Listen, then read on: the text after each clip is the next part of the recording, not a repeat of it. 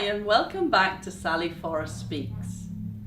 Now today I want to talk about valuing the elderly. Now what do I mean by valuing the elderly? You know, often we go through life thinking that, the younger generation is better than the older generation, or new things are better than old things. But recently I co-authored a book, The Ray Flood, and I co-authored it with my father, who is 89 years old. 89 years old, and he's learned how to write and send emails, how to send images over the internet at 89 years old. It's phenomenal. Now, why did I do this, and why did I encourage him to do this?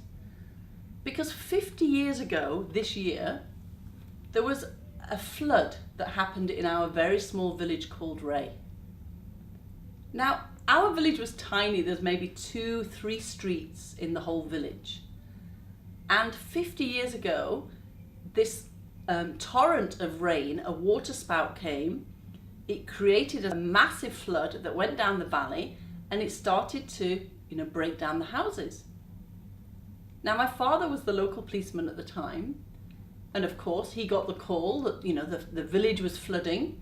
So he just ran towards the danger and had to help people. He had to help evacuate people. Nobody could get through. None of the emergency services could get through. So there he was, using, planks of wood and bits of rope and washing lines and anything he could find to rescue people out of their rooms. Now, this wasn't a small flood. This was a huge flood. And, houses, I will show you some of the photographs. Houses were totally demolished. Houses were totally washed away. But he had to use what he could find around him to rescue the people. There was no thought that, I can't do anything, or I have to wait for other people to come. His only thought was, I have to rescue people. And it made me start to think about the values of the older generation. In times of crisis, they run forwards and they helped each other. They got everybody out safely. Nobody died.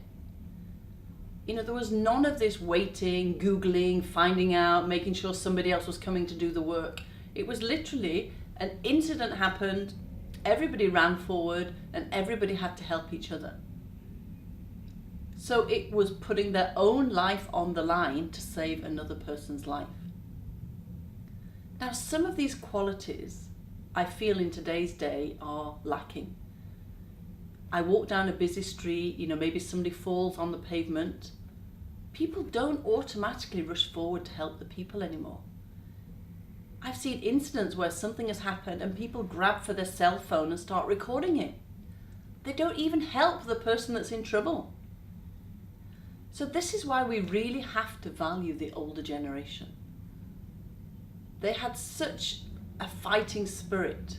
They were very resilient. They were very determined. They knew that they had to put others first in order to survive. And I think in today's day and age, we overlook the experiences and the values and the education and the life lessons that the older generation can give to us. So my message for you today is, go out and talk to your elder family friends and your relatives and find out what were their life lessons, what were their messages, what were their learning experiences from 50 years ago. And I tell you, you will hear stories that will amaze you. Now, of course, I'm really proud of my father. And because I'm so proud of him, we've printed over 100 copies of this book and we're giving it away free.